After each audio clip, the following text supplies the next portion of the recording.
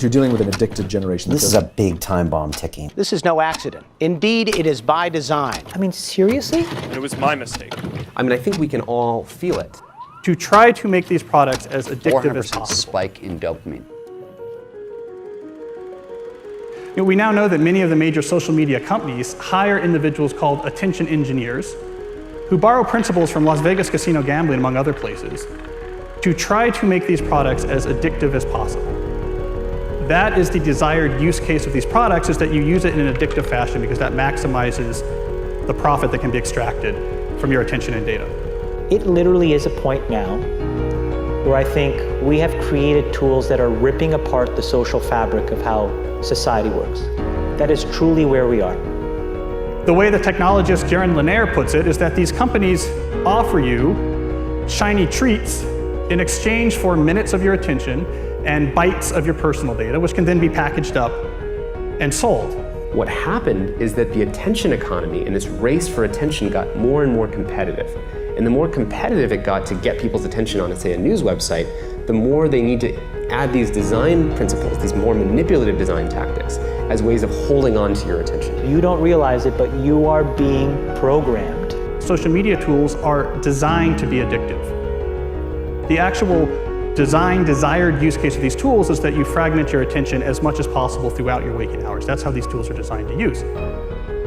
Well, we have a growing amount of research which tells us that if you spend large portions of your day in a state of fragmented attention, so large portions of your day where you're constantly breaking up your attention, take a quick glance, do a just check, and just quickly look at Instagram, that this can permanently reduce your capacity for concentration. I am especially worried about this when we look at the younger generation coming up, which is the most saturated in this technology. And it's very addictive because if you pull on the slot machine arm enough, you will win.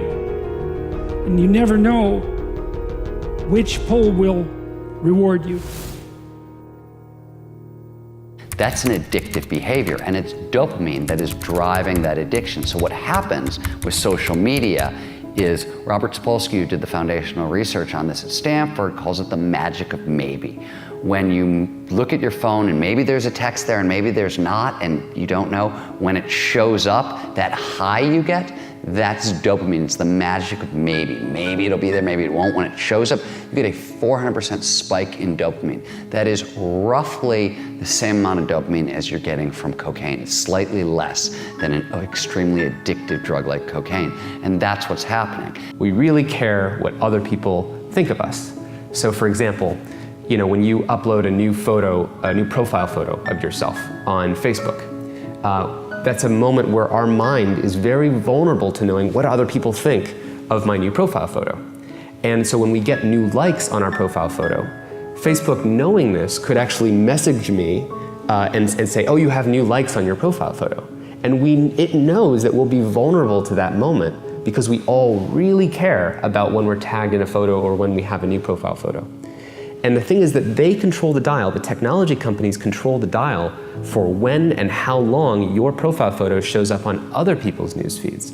So they can orchestrate it so that other people more often end up liking your profile photo over a delayed period of time, for example, so that you end up having to more frequently come back and see what the new likes are. And it's literally rewiring our brain. Even social media, the challenge is, with these terms like Facebook depression and everything, because what's that? This is social media depression because whereas everyone's looking at their feed and they're comparing their lives to other people, their highlights of other people's lives. Wow. And there's actually less life satisfaction, more sadness, depression, and stuff like that. And it's interesting because if you think about things that routinely produce a lot of dopamine, alcohol, for example, there's a drinking age, right? We have a drinking age. The alcohol releases a whole lot of dopamine. It makes you feel really, really good. We say, okay, you can have that, but you've got to wait. You've got to be 21 years old. We don't do that with social media. We're, essentially putting highly addictive drugs into the hands of kids before they have any natural defenses against them. And what you're seeing with internet addiction, with social media addiction, it's the same thing over and over. It's people trying to change their state of consciousness with a device trying to get at the underlying neurochemical chemistry, and it's very, very addictive. And so I would say the problem with the gadgets, and they're amazing things, is that they interfere with they proximately interfere with medium to long-term goals, I would say. And so I think the first thing you have to do to bring them under control is figure out what it is that their use is interfering with. It has to be something important. Right? So you think, well, I want to do something important. Well, what is that? Oh, it could be personal. Maybe you want to have a relationship. You want to get married. You want to have kids. You want to have a career that's meaningful. You want to have a life. You want to have an Abrahamic adventure and be the father of nations, let's say. Well, you can't be ratting away on your cell phone and doing that. And so I think part of it is to set your sights high and make a plan and figure out who you could be and see if obsessive utilization of smartphone fits into that vision of nobility. And it will partly, because they're unbelievably powerful communication devices, but so often it's for lack of something better to do, and it also interferes. Imagine like when you take that to the extreme, where bad actors can now manipulate large swaths of people to do anything you want.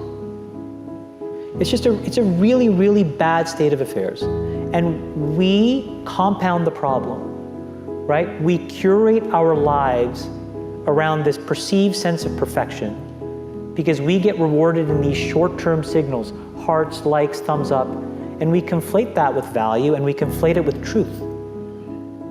And instead what it really is fake, brittle popularity that's short-term and that leaves you even more, and admit it, vacant and empty before you did it. Because then it forces you into this vicious cycle where you're like, what's the next thing I need to do now? Because I need it back. Think about that compounded by 2 billion people. And then think about how people react then to the perceptions of others. It's really bad. So we know from the research literature that the more you use social media, the more likely you are to feel lonely or isolated. We know that the constant exposure to your friends' carefully curated positive portrayals of their life can leave you to feel inadequate and can increase rates of depression. And something I think we're going to be hearing more about in the near future is that there's a fundamental mismatch between the way our brains are wired and this behavior of exposing yourself to stimuli with intermittent rewards throughout all of your waking hours. So it's one thing to spend a couple hours at the slot machine in Las Vegas, but if you bring a slot machine with you and you pull that handle all day long from when you wake up to when you go to bed, we're not wired from it. It short circuits the brain, and we're starting to find that it has actual cognitive consequences, one of them being this sort of pervasive background hum of anxiety.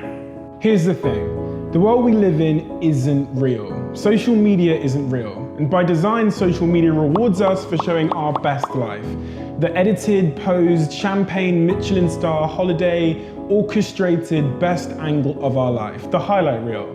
But you don't ever see real life, the 99% of our lives, the behind the scenes, the unglamorous, unfiltered, day-to-day, bland normality. And you end up comparing your behind the scenes to other people's fake highlight reel and using others as a mirror or benchmark for how you should look, how successful you should be, or how you should live. These fake comparisons will only serve to make you feel inadequate and inferior to something that isn't even real. Research continually shows that comparing your life to someone else's creates envy, low self-confidence, low self-esteem, and depression. You compare yourself to other people every single day, consciously or subconsciously, and no matter what I say, you're not going to stop because comparing one thing to another is a natural human thing to do. Whether we want to admit it or not, a big reason why anything has value is because there's something worse or better to compare it to. Think about it. An old brick of a mobile phone with a big aerial is only considered amazing in a world before the smartphone. The horse and carriage is only considered a phenomenal mode of transport until the car comes along. The answer isn't to stop making comparisons, because unfortunately we can't control that. But you have to change the object of your comparison from someone else to yourself. You have to measure yourself against yourself. And by doing this, you start at a base point where you consider yourself to be perfectly fine exactly how you are. But it also is the most effective, motivating, and healthy way to work to improve yourself. You'll become your happier self when you stop putting pressure on yourself to be more like someone else, and when you start comparing real to real. We are in a really bad state of affairs right now, in my opinion. It is eroding the core foundations of how people behave by and between each other. And I don't have a good solution. My solution is I just don't use these tools anymore. I haven't for years. It's created huge tension with my friends, huge tensions in my social circles. If you look at my Facebook feed, I've posted maybe 2 times in 7 years. 3 times, 5 times, it's less than 10. And it's weird, I guess I kind of just innately didn't want to get programmed. And so I just tuned it out, but I didn't confront it. And now to see what's happening, it really bums me out. Back in the 1970s and the early 80s at Xerox PARC, when Steve Jobs first went over and saw the graphical user interface, the way people talked about computers and what computers were supposed to be was a bicycle for our minds. That here we are, you take a human being, and they have a certain set of capacities and capabilities. And then you give them a bicycle, and they can go to all these new distances. They're empowered to go to these brand new places and to do these new things, to have these new capacities. And that's always been the philosophy of people who make technology, is how do we create bicycles for our minds to do and empower us to feel and access more. Now, when the first iPhone was introduced, it was also the philosophy of these technologies. How do we empower people to do something more? And in those days, it wasn't manipulative because there was no competition for attention. Photoshop wasn't trying to maximize how much attention it took from you. It didn't measure its success that way. And the internet overall had been in the very beginning not designed to maximize attention. It was just putting things out there, creating these message boards. It wasn't designed with this whole persuasive psychology that emerged later. If you feed the beast, that beast will destroy you. If you push back on it, we have a chance to control it and rein it in. And it is a point in time where people need to hard break from some of these tools and the things that you rely on. The short-term dopamine-driven feedback loops that we have created are destroying how society works. No civil discourse, no cooperation, misinformation, mistruth. And it's not an American problem. This is not about Russian ads. This is a global problem.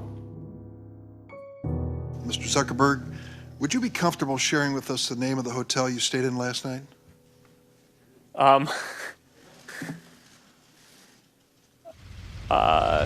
No.